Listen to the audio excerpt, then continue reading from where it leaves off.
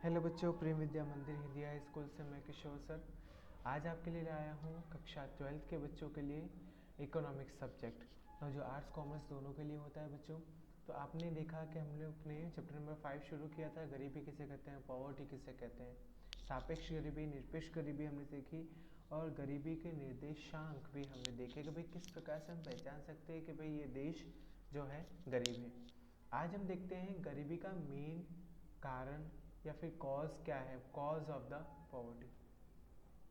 किसी भी समस्या के श्रेष्ठ समाधान निदान हेतु उस समस्या के कारणों को जानकर उसे दूर करने के उपाय करने चाहिए।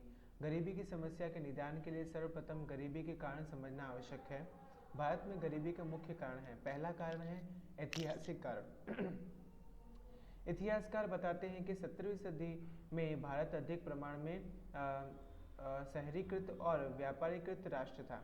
व्यापार में भारत सूती वस्त्र का निर्माण करने में मुख्य स्थान रखता था और उसके साथ ही सिल्क, मिर्च मसाले और चावल का निर्यात भी करता था। परंतु भारत में अंग्रेज, फ्रेंच, डच प्रजा के आगमन के बाद उनकी साम्राज्यवादी शोषण नीति के कारण भारत में कृषि और उद्योगों की परिस्थिति बिगड़ती गई। अंग्रेजों के शासनकाल दौरान विविध कारणों से भारत में कृषि क्षेत्र की स्थिति नाजुक बन गई और एक तरफ भारत में कृषि वर्षा पर आधारित थी और ब्रिटिश शासन में सिंचाई के लिए पूंजी निवेश करने की रुचि नहीं दिखाई। उसके उपरांत बार बार अकाल पड़ना, जामीनगिरी प्रथा, बढ़ता हुआ जमीन महसूल बढ़ाई प्रथा इत्यादि के कारण किसान आर्थिक रूप से कंगाल हो गया और जमींदार, साहूकार और बड़े बड़े व्यापारी द्वारा किए जाने वाले कर्ज एवं ब्याज के बोझ से दबते चले गए। किसान भूमिहीन हो गया और कृषक और कृषि के हाल बेहाल हो गए, जिसके कारण स्वरूप गरीबी बढ़ती गई। तो बच्चों यही कारण था कि अंग्रेजों के आने से हमारे देश में तहस नहस हो गया, चाहे वो कृषि उद्योग हो, चाहे किसी भी प्रकार का जो घरेलू या छोटा उद्योग होता है उसको तहस नहस किया गया और वहीं से हमारे देश में गरीबी की शुरुआत हुई। उद्योग और व्यापार के मामले में अंग्रेजों द्वारा भारत में कई प्रकार की व्यापार नीति, कर नीति और औद्योगिक नीति अमल में लाई गई, जिससे अंग्रेजों को व्यापार में फायदा हुआ। लेकिन भारतीय निर्यातों के लिए यूरोप में बाजार के विविध प्रतिबंध लगा दिए गए, जबकि इंग्लैंड में उत्पादित वस्तुओं को भारत में बेचने के लिए विशेष प्रकार की कर राहत या छूट छाट दी गई और इस उत्पादकों को देश के कोने कोने में पहुंचाने के लिए रेलवे का उपयोग किया गया। इस प्रकार की नीति से अंग्रेजों ने भारत में उत्पादन और विक्रय से अधिशेष प्राप्त हुआ और जिसका उसको द्वारा इंग्लैंड में पूंजी निवेश करके औद्योगिकरण में को बढ़ावा दिया और वहां पर उत्पादित माल के विक्रय हेतु भारतीय बाजारों का उपयोग किया। इस व्यवस्था में भारतीय उद्योग और व्यापारियों की संघर्ष शक्ति और उत्पादन शक्ति घटने लगी।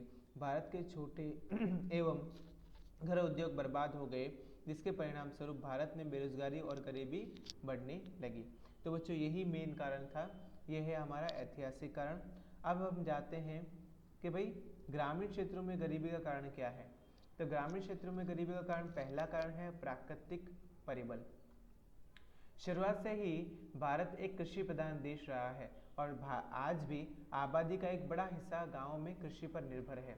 भारत में कृषि क्षेत्र में उत्पादन का आधार मुख्य रूप से प्राकृतिक तत्वों जैसे कि वर्षा, जलवायु इत्यादि पर निर्भर है। बार बार अकाल पड़ना, बरसात की अनिश्चितता, बाढ़ इत्यादि के कारण कृषि क्षेत्र में उत्पादन तथा आय कम और अनिश्चित रहती है, जिसके परिणाम स्वरूप गरीबी का प्रमाण अधिक देखने को मिलता है।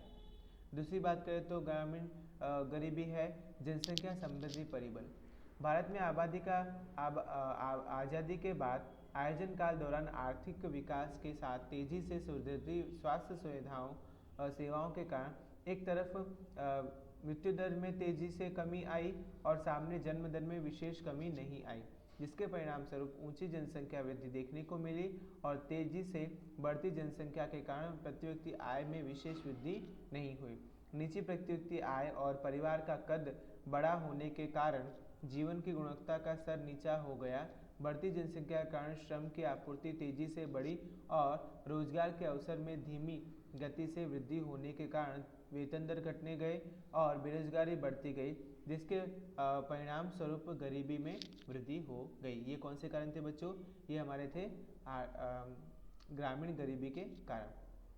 अब बात करते हैं बच्चों कि आर्थिक कारण क्या थे। प्रति श्रमिक नीची कृषि उत्पादकता। भारत में ग्रामीण क्षेत्र में गरीबी अधिक होने का एक महत्वपूर्ण कारण है कृषि क्षेत्र में श्रमिक की नीची कृषि उत्पादकता। कृषि क्षेत्र में सिंचाई की सुविधाओं का अभाव, अपर्याप्त टेक्नोलॉजी, शिक्षा एवं तालीम की कमी, पूंजी निवेश की नीची दर, जनसंख्या के बोझ मार का दबाव इत्यादि के कारण प्रति श्रमिक की कृषि उत्पादकता नीची रही और इसके परिणाम स्वरूप किसानों की आय नीची रहने से गरीबी का प्रमाण अधिक देखने को मिलता है। उसके बाद नेक्स्ट टॉपिक की बात करें तो बच्चों ये हमारा है ज़मीन और संपत्ति का असमान वितरण। यस बच्चों, ये सबसे बड़ा कारण है हमारे भारत में कि हमारे यहाँ पे गरीब लोग हैं। कहते हैं पैसे में पैसा मिलता है, यानी कि जो अमीर का बच्चा होगा वो सारी अमीरी की चीज़ें सीखेगा और उसके पास पैसे भी रहेंगे, लेकिन जो गरीब रहता है, मिडिल क्लास होता है, उसको ऊपर आने के लिए कोई भी सहायता नहीं करता है, बल्कि उनको और ज़्यादा परेशान किया जाता है। तो यहाँ देखते हैं बच्चों क्या लिखा है कि कृषि के लिए ज़मीन खूब महत्वपूर्ण है। भारत में अंग्रेजों के शासनकाल से ही जमींदारी प्रथा जैसी व्यवस्था की वजह से जमीन की मालिकी स्वामित्व कुछ जमींदारों के हाथ में थी। यह वर्ग खेती के साथ प्रत्यक्ष रूप से जुड़े न होने के कारण उन्हें खेती के विकास में पूंजी निवेश करने की रुचि नहीं थी। दूसरी तरफ जमीन पर खेती करने वाला कृषि मजदूर या बटाईदार था जिसकी खुद की ज़मीन मालिकी न होने से उन्हें भी कृषि क्षेत्र में पूंजी निवेश करने में दिलचस्पी नहीं थी। परिणाम स्वरूप कृषि क्षेत्र में कृषि उत्पादकता और कृषि उत्पादकता नीचे रहने से गरीबी का ऊंचा प्रमाण देखने को मिलता है। इस बच्चों नेक्स्ट बच्चे बात करते हैं हम लोग। हमारा टॉपिक है कि भी छोटे एवं गृह उद्योगों का अल्प विकास। भारत ने द्वितीय पंचवर्षीय योजना से ही आर्थिक विकास की व्यूहरचना में भागरूप आधारभूत एवं बड़े उद्योगों के महत्व दिया गया, परंतु ग्रामीण क्षेत्र में छोटे एवं गृह उद्योग जिनका रोजगार उत्पादन और आय में महत्वपूर्ण योगदान देते हैं, उनकी अपेक्षा की गई और तदुपरांत कृषि के साथ जुड़े हुए उद्योगों से कि पशुपालन, डेयरी उद्योग, मत्स्य पालन इत्यादि को सीमित विकास के कारण मौसमी बेरोजगारी अधिक दिखाई पड़ती है, जिसके कारण भारत में गरीबी का प्रमाण अधिक रहता